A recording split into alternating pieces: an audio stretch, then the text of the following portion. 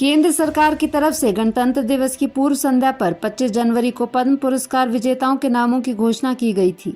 2023 के लिए राष्ट्रपति ने 106 पद्म पुरस्कारों को प्रदान करने की मंजूरी दी है।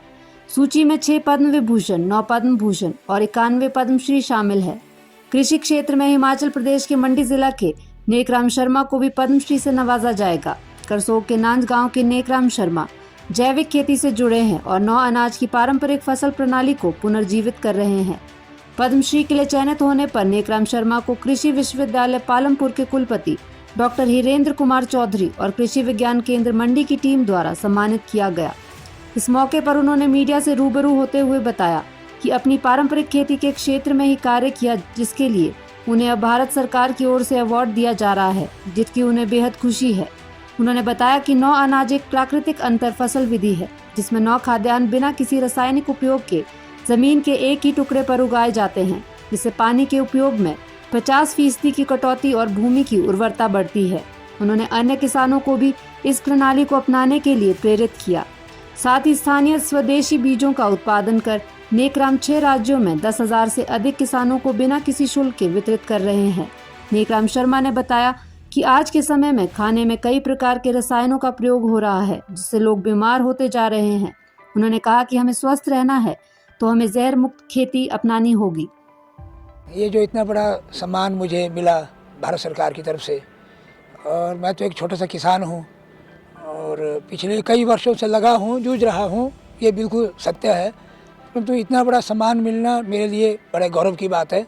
और मैं इसमें जो है अभी मुझे ये लगता है कि जितना आज तक का मेरा प्रयास रहा है उसका मुझे कुछ फल मिला, और आगे के लिए मेरा कुछ जिम्मेवारियां ज़्यादा बढ़ गई है। शायद मुझे और ज़्यादा, क्योंकि ये जो सम्मान मिला है ये एक बहुत बड़ी बात है, तो इसके चलते ज़्यादा काम मुझे करना पड़ेगा, ऐसा मुझे लगता है। तो ऑर्गेनिक खेती है असल में, मुझे जो लगता है, मेरी जो समझ है कि जो हमारा प्राकृतिक खेती है यही असल में खेती है, क्योंकि हमारे खेत में जो भी हम डालोगे वो हमारे पेट में आएगा। खेत में हम लोग केमिकल डालोगे तो पेट में आएगा, खेत में हम लोग पेस्टिसाइड डालोगे तो पेट में आएगा। और आज हम लोग भुगत भी रहे हैं कि हॉस्पिटल भरे पड़े हैं। बीमारी होने का कारण है हमारे जो अपने ट्रेडिशनल जितने भी जो हमारा एग्रीकल्चर सिस्टम था और जो हमारे ट्रेडिशनल जो हमारे सीड थे वो सब खत्म हुए। वो मौसम के हिसाब से, और वो अलग अलग तत्व शरीर को जो चाहिए पोषक तत्व, तो वो उसमें विराजमान थे।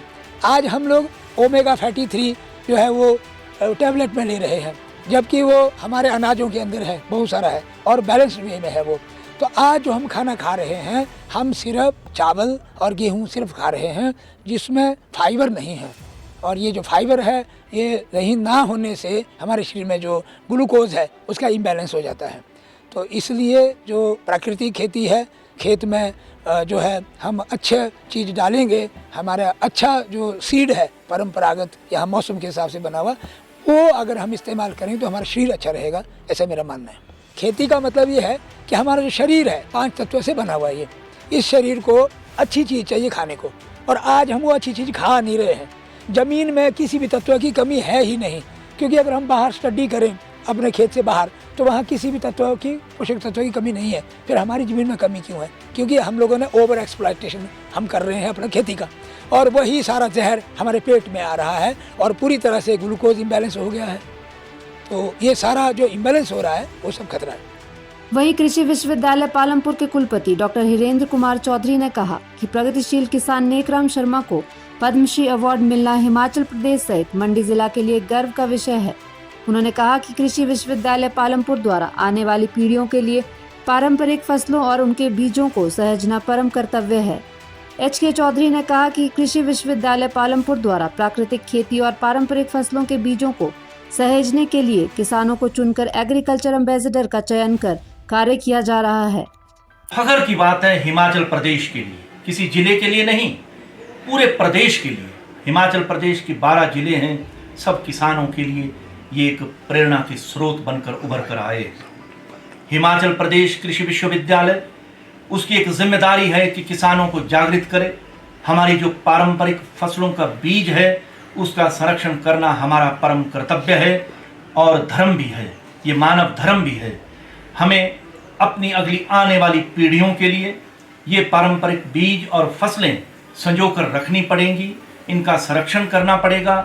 इसके लिए कृषि विश्वविद्यालय एक माध्यम बना रहा है कि प्रगतिशील किसानों को चुन करके एग्रीकल्चरल एम्बेसडर बना रहा है।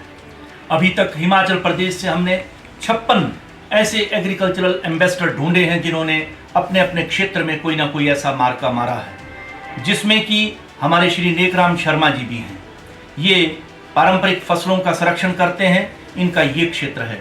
इस तरह से कोई भेड़ बकरी पालन करता है या दूसरे कोई फसलों का संरक्षण करता है, वो उसको भी हम शामिल कर रहे हैं। हिमाचल प्रदेश के कोने कोने के किसानों तक हम पहुंच करके जुझारू किसानों को अपने साथ लेकर इस कृषि विश्वविद्यालय के अंदर एक हमने फार्मर्स गैलरी बना करके किसानों के लिए समर्पित की है।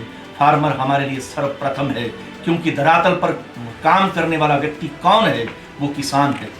कृषि विश्वविद्यालय उसको वैज्ञानिक तकनीकों से वहाँ तक पहुँचता है और उस वैज्ञानिक तकनीकों से उसका जो पारंपरिक किस्में हैं उनके अंदर क्या शोध हो सकता है, किस तरह से उनको प्योरिटी उसमें लाई जा सकती है और मार्केट में अच्छा प्रीमियम उसमें मिले, इसके लिए कृषि विश्वविद्यालय प्रयत्नशील है।